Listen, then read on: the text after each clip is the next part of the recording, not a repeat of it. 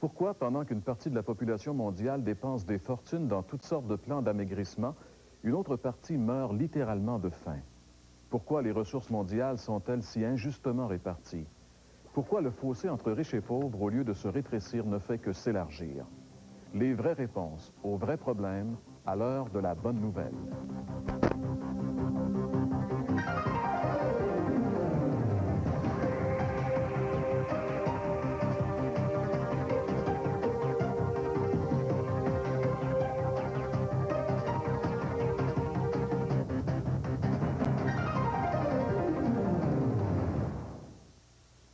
Bonjour et re-bienvenue à l'émission L'heure de la bonne nouvelle. Il nous fait plaisir de vous retrouver à nouveau aujourd'hui.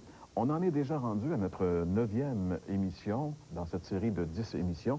Et encore une fois, aujourd'hui, avec mes collègues Gaston Jolin et François Fréchette, nous allons aborder un autre sujet qui est un problème qui touche énormément de gens sur la planète présentement, puisque nous allons parler de famine. Nous aurons également la participation de Gilles Despins et de Jacques Baudouin qui vont interpréter un chant qui s'appelle « La faute à Dieu ». François, lorsqu'on parle de famine, justement, on parle, je pense, d'un problème qui prend de plus en plus d'ampleur. Oui, bien, on va le voir ensemble un peu. C'est que la famine, il y a plusieurs causes qui sont là, qui amènent la famine. Mais une des causes que j'aimerais souligner, là, c'est l'administration politique.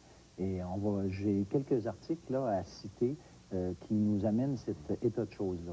Lorsque tu parles d'administration politique, c'est-à-dire qu'il y a des gens qui, pour leur propre fin politique, se servent de la famine pour tenir des populations? Oui, c'est ça. J'ai des citations à vous faire là, concernant cette réalité-là par des organisations qui sont tout à fait sérieuses et crédibles et qui nous apprend ce phénomène là, de plus en plus utilisé. Maintenant, quand on parle de famine, en général, on a à l'idée, bon, un petit Africain qui a le ventre grossi par le fait qu'il est affamé, qui est tout amaigri, les yeux qui sont sortis un peu de ses orbites et qui appellent notre compassion. Et je pense que c'est pas une image du tout exagérée de la réalité. Et on a de la misère. Nous, on parle souvent de pauvreté dans nos milieux, puis on sait bien qu'il y a de la misère qui nous côtoie dans nos pays nord-américains. C'est sûr, c'est un fait. Mais bien au-delà de ces réalités-là, il y a des gens qui meurent littéralement de faim. Et on est habitué de voir ces images. Et puis, c'est dommage, mais... C'est un des drames. On devient habitué, puis finalement, ça nous touche presque plus. C'est ça. Et tu parlais tantôt de phénomènes politiques, mais je pense que les phénomènes climatologiques que nous voyons aujourd'hui à travers la planète, parce que le climat est bouleversé, on n'a qu'à penser à la tempête Mitch, par exemple, qui a touché l'Amérique centrale et l'Amérique latine l'automne dernier et qui a fait des milliers de morts, mais aussi qui a détruit considérablement presque toutes les récoltes de ces régions-là. Donc, c'est des famines qui suivent ces bouleversements climatiques. On pourrait penser également à cette grande famine qui touche aussi la Corée du Nord. Enfin, il y a plusieurs secteurs dans le monde présentement qui sont touchés par des famines qui sont le résultat des bouleversements climatiques. Et les experts, les scientifiques nous disent que le réchauffement de la planète pourrait affecter dans un futur assez rapproché ce qu'on appelle le grenier du monde, c'est-à-dire les grandes... là, les endroits où on produit le blé, en fait, les grandes étendues d'agricoles qui pourraient disparaître éventuellement, qui amèneraient les famines dans des endroits où on ne soupçonne pas aujourd'hui, finalement. Oui, c'est ça. Vision mondiale, un organisme très connu, j'ai reçu quelques chiffres là, que je trouve intéressants. On dit que, d'après eux, 1,3 milliard de personnes dans le monde en développement, donc, bon, on comprend qu'est-ce que ça veut dire, le monde en développement, n'ont pas d'eau potable. 1,3 milliard de personnes. Puis ça, c'est quelque chose de l'eau, là, c'est encore pire que la famine, parce que l'eau est nécessaire pour vivre. On peut se passer de nourriture pendant une journée ou deux, mais on ne peut pas se passer d'eau potable. On doit boire de l'eau à chaque jour. Et il y a 1,3 milliard de personnes dans ce monde en voie de développement qui n'ont pas cette eau potable. Un enfant sur 3 dans le monde en développement, selon ces mêmes statistiques, est mal nourri. Mais là, des fois, on peut penser, ben, 1 sur 3, c'est quand même pas si mal, mais la réalité, là, c'est que 1 sur 3, là, quand on parle des grandeurs de ces continents-là, c'est énormément de monde là, qui manque de l'essentiel pour s'épanouir. Puis, en ce qui concerne les carences en vitamine A, on dit qu'il y aurait 40 millions d'enfants qui en souffriraient dans ces mêmes endroits. Fait que c'est vraiment un impact qui est difficile à réaliser pour nous parce que nous, comme on a dit dans l'introduction, on dépense énormément d'argent pour maigrir, pour essayer de choisir les bons aliments pour ne pas trop engraisser. Et puis, on a ces gens-là qui ne sont pas capables même Tu d'être à disais, la François, base. au tout début également, que tu avais des statistiques concernant des gens qui utilisent la famine. Est-ce que tu peux nous en parler? Parce que le temps est presque terminé. Oui, bien, écoutez, il y a 800 millions de personnes, surtout des femmes et des enfants, souffrent encore de la famine, délibérément organisée par des régimes ou des groupes qui l'utilisent comme instrument de guerre et de pression internationale. Et le même article dit plus loin, 11 pays touchés par la famine analysent les raisons et présentent des solutions pour remédier à la souffrance de peuples pris en otage par leur propre gouvernement ou chef de guerre. Et encore ici, c'est marqué, l'arme de la faim est désormais tournée contre leur propre population par des dirigeants et des mouvements qui captent ainsi l'attention internationale de leur corollaire, le déchaînement de la compassion internationale, source inépuisable d'argent, de nourriture, de tribunes publiques, souligne l'article. Donc, on voit que c'est utilisé contre les propres peuples. Ça se tourne contre eux, finalement. C'est ça, c'est pas la guerre pour les ennemis, c'est la guerre vraiment contre eux-mêmes. C'est incroyable. Puis pour attirer l'attention au niveau international, c'est dégoûtant. Absolument. La Bible nous parle aussi beaucoup de la famine. On va voir ce qu'elle a à dire sur ce sujet dans un instant. Eh bien oui, Gaston, la Bible nous parle, je pense, abondamment de famine, fait allusion très fréquemment à ce genre de phénomène. Tu vas nous en parler? Oui, en effet, même à travers toute l'histoire, la Bible nous raconte justement que la famine, ça a été une réalité. Puis même, on se rappelle que lorsque le péché a fait son entrée dans le monde, Jean-Pierre, Dieu avait dit à Adam, le sol sera maudit à cause de toi. Puis c'est à la sueur de ton front que tu mangeras ton pain. Droite là, on peut quand même voir une certaine conséquence justement du péché. Et on peut dire justement que tout ce qui se passe, même ces phénomènes, Dieu dans sa souveraineté, très souvent emploie les famines comme moyen de jugement, tantôt aussi pour mettre l'homme à l'épreuve. Puis dans certains cas, Dieu s'est servi justement de famine à cause du péché, et puis dans le but, bien sûr, toujours de ramener l'homme à lui. Et puis, on a seulement à penser un peu au temps d'Abraham. Tout le monde a entendu parler d'Abraham hein, comme le père de la foi. Bon, bien, Dieu, quand même, l'avait appelé dans un pays qu'il avait promis, justement, à sa postérité. Et puis, dans ce pays, une famine est intervenue. Et puis, je crois que Dieu allait se servir de cette famine pour, justement, en quelque sorte, mettre son serviteur et les siens à l'épreuve. Et puis, Abraham a failli, justement, à cette épreuve que Dieu lui avait envoyée. Puis, il est descendu en Égypte, mais ça allait lui servir quand même plus tard. Et puis là, bien, plus tard encore, on lit dans le temps de Jacob, on lit que ses fils haïssaient leur frère, leur jeune frère qui était Joseph. Et puis ils l'ont vendu pour se débarrasser de lui.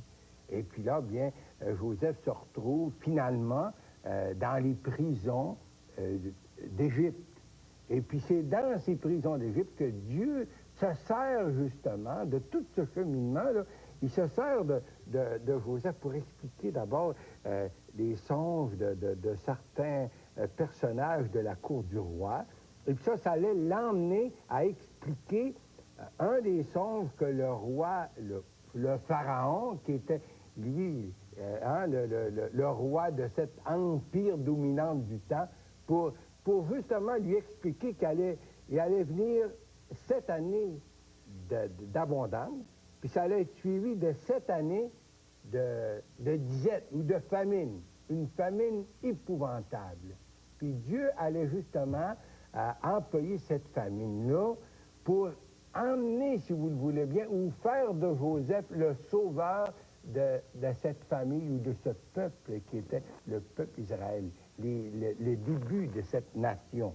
Bien sûr, ça avait commencé avec Abraham, mais enfin. Et puis c'est là, dans ce pays d'Égypte, que Joseph, justement, pouvait rappeler à ses frères qu'il l'avait vendu. Hein. Il leur a dit, justement, il a dit, ne vous attristez pas là, sur mon compte, le fait que vous m'avez vendu, mais il dit, c'est Dieu qui a pourvu, justement, ou m'a envoyé jusqu'ici pour vous sauver la vie. Alors on voit quand même que dans cette grande famine, Dieu avait quand même un certain plan pour Israël. C'est que Dieu, de ce que je comprends de ce que tu dis, c'est que Dieu utilise les famines parce que Dieu est souverain, Dieu contrôle tout ça, permet ça, puis il s'arrange pour que ça rentre dans des moments où Dieu va utiliser ça pour accomplir ses desseins. En effet, puis 400 ans plus tard, sous Moïse, Dieu allait ramener ce peuple nombreux qui était Israël à ce moment-là, et puis Dieu allait les ramener en leur disant justement, si vous obéissez à mes lois et mes ordonnances, la terre vous donnera sa richesse, et puis le ciel aussi vous donnera sa pluie, mais si par exemple vous n'obéissez pas à mes ordonnances, à mes lois, bien alors la pluie, le ciel ne donnera plus sa pluie, et puis le sol ni ses richesses, puis je vous chasserai de ce bon pays. Alors, vous savez, on revient au temps du Seigneur, hein, et le Seigneur, quand il est venu, le pays était dominé par les Romains, et puis, ils ont voulu se révolter contre, justement, l'Empire romain, et puis, à l'an 70, il est arrivé que Titus, hein, il a justement chassé les Juifs, puis le pays est devenu vraiment un désert. C'était comme une véritable famine.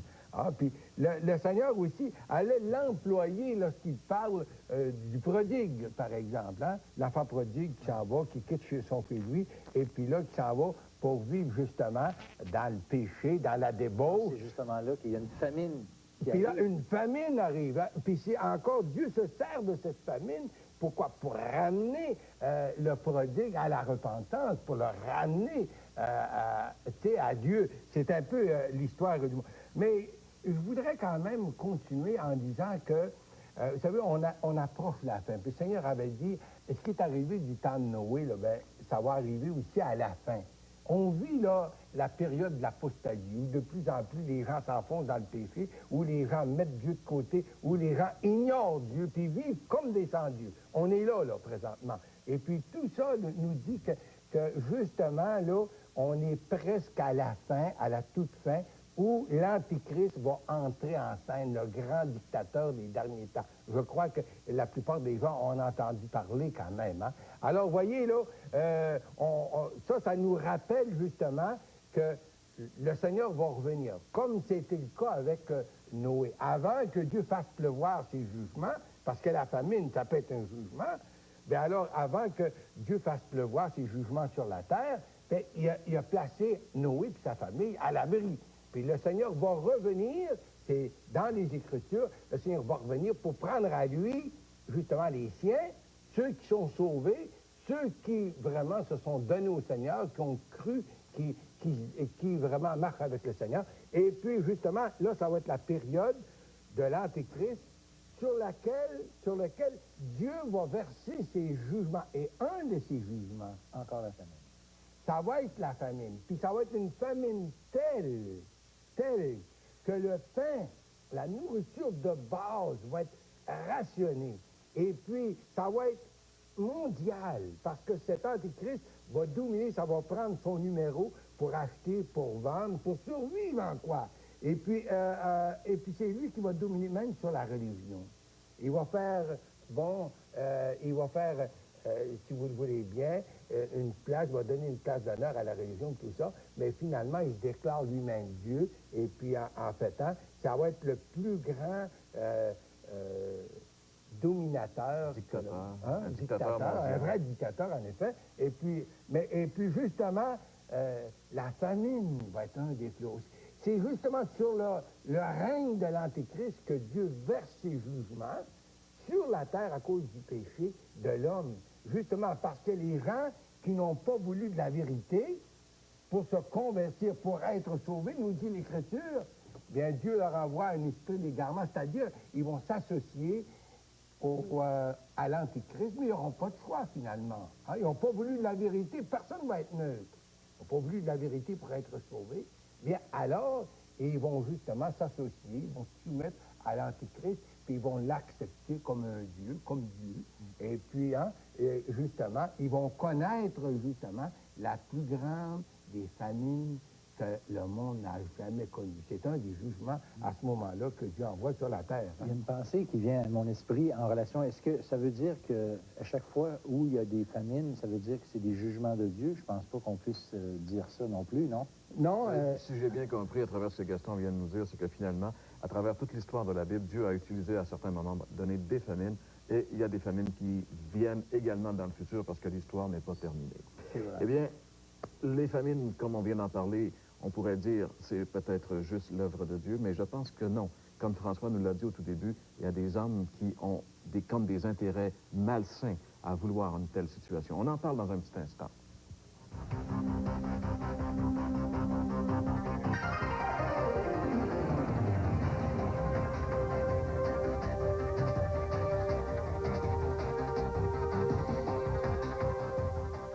Comme Gaston l'a si bien mentionné, Dieu permet des famines, mais il ne faudrait pas croire que Dieu veut des famines, parce que Dieu, la Bible dit qu'il ne veut pas le mal de personne, il veut le bien, mais Dieu peut utiliser ce qu'il veut pour faire ce qu'il veut arriver ses desseins. La famine, lorsqu'on en a parlé, comme on vient d'en parler, souvent, elle est aussi le résultat des injustices sociales dans le monde. Pourquoi par exemple, il y a tant dans ce monde dans lequel nous vivons, tant de gens qui sont exploités par des tyrans qui sont sans conscience. François nous parlait au début qu'il y a des hommes en Afrique qui utilisent la famine, la faim, qui empêchent leur population de manger pour les maintenir dans l'esclavage. C'est incroyable, mais ça existe. Pourquoi est-ce qu'il y a des gens qui meurent de faim pendant que d'autres meurent d'avoir trop mangé, finalement? C'est des injustices. Parce que l'homme a été victime au plus profond de lui-même, au plus profond de son être, d'une catastrophe désastreuse que la Bible appelle le péché. Et la Bible dit que tous les hommes, quels qu'ils soient, sans aucune espèce d'exception, ont été atteints par le péché. Dans l'Épître de Paul aux Romains, on aimerait peut-être lire ensemble ce verset, qui est un verset central, qui donne en réalité le verdict sur la race humaine au complet. En Romains, chapitre 3 et le verset 23, on peut le lire ensemble à l'écran. L'apôtre Paul dit ceci, il dit « Car tous ont péché et sont privés de la gloire de Dieu. » Tous ont péché et sont privés de la gloire de Dieu. Parce que nous sommes des pécheurs, nous sommes séparés de la présence glorieuse de Dieu. La Bible dit aussi que le péché, c'est pas une maladie, c'est une déviance, c'est une infraction. Et le péché, donc, étant donné qu'il n'est pas une maladie, qu'il est une déviance, il ne rend pas l'homme seulement malade, mais surtout coupable. C'est donc beaucoup plus de pardon plutôt que de guérison que l'homme a besoin. Le péché est une infraction, une transgression de la loi de Dieu. Dieu veut pas qu'il y ait des disparités sociales. Dieu ne veut pas qu'il y ait toutes ces injustices que nous voyons dans le monde et qui font souffrir la majorité de l'humanité. Dieu a ordonné à l'homme d'aimer son semblable, de lui faire du bien, de l'aider, non de l'exploiter. Quand Jésus est venu ici-bas sur la terre, il a enseigné bien sûr beaucoup de choses, mais il a dit quelque chose qu'on pourrait lire ensemble, qu'on retrouve entre autres dans l'Évangile selon Matthieu au chapitre 19, et le verset 19, en réalité c'est un petit verset tout court, mais qui dit beaucoup. Il dit simplement ceci, « Tu aimeras ton prochain comme toi-même. » Tu aimeras ton prochain comme toi-même. Et si bien sûr nous étions dans un état de détresse, de famine, on serait certainement très heureux de savoir que des gens se soucient de nous. Mais quel souci avons-nous, nous, à l'égard des autres? Vous savez, Dieu a dit à l'homme, tu aimeras ton prochain comme toi-même. Et l'homme a dit à Dieu, non, je m'aime moi-même, un point, c'est tout. Et en choisissant de désobéir à Dieu, l'homme a créé ces situations catastrophiques, caractérisées par ces injustices et cette haine raciale et sociale. Il ne peut en être autrement car le péché sépare l'homme de Dieu. Et en second plan, il sépare l'homme de son semblable. C'est la morale du chacun pour soi que nous vivons aujourd'hui. Mais Dieu propose à l'homme une solution, une seule. Quelle est-elle? Venir à Jésus pour être pardonné, transformé par la venue du Saint-Esprit. Aimeriez-vous être transformé, subir la plus grande transformation qu'il est possible? Premièrement, vous devez admettre que vous êtes pécheur. Je vous le rappelle, la Bible dit tous ont péché et sont privés de la gloire de Dieu. Deuxièmement, la Bible dit qu'il faut se repentir. La repentance, c'est vouloir changer, être disposé à changer d'attitude et d'habitude pour vivre maintenant selon les normes de Dieu, vivre avec Dieu. Et on pourrait dire, laisser Dieu vivre à l'intérieur de nous. Troisièmement, il faut la foi. Qu'est-ce que c'est que la foi? C'est croire que Jésus est mort pour moi personnellement à la croix et qu'il est ressuscité pour ma justification. Finalement, il faut inviter Jésus à travers une simple prière à venir prendre le contrôle de notre propre vie. Pourquoi ne pas dire simplement, Seigneur Jésus, je sais que je suis pécheur et que j'ai besoin de ton pardon. Je crois que tu es mort pour moi sur la croix. Je veux me détourner de mes péchés. Je te reçois maintenant comme mon Sauveur et mon Seigneur.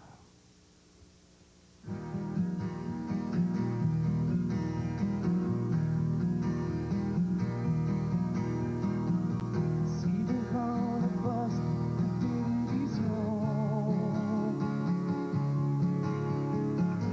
on t'a entendu crier à l'injustice, dans le confort de ta maison, indigné de ce que le mal existe.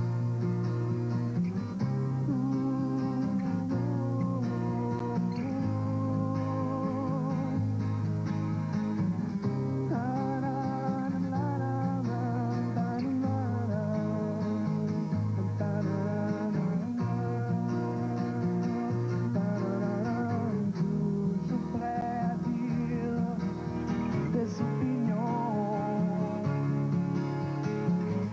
quant aux raisons de l'inégalité.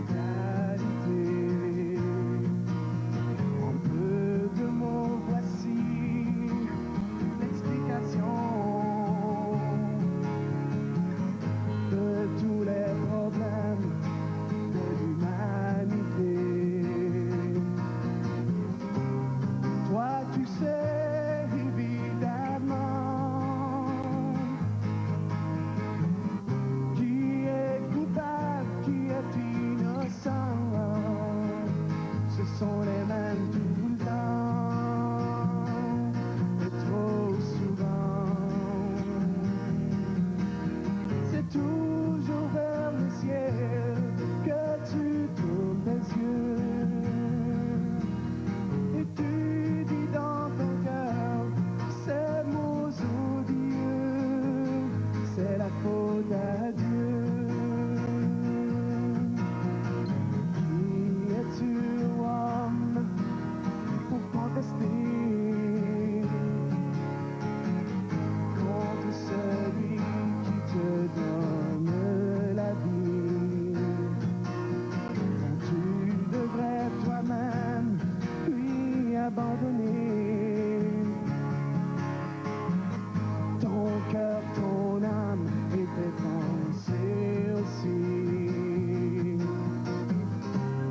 Tu saurais véritablement qui est coupable, qui est innocent. Tu le saurais vraiment et dorénavant. C'est toujours vers le ciel que tu tournerais tes yeux pour dire dans ton cœur ces mots glorieux. Je suis enfant de Dieu, gloire à Dieu. C'est toujours vers le ciel que tu tournerais tes yeux pour dire dans ton cœur ces mots glorieux. Je suis enfant de Dieu, gloire à Dieu.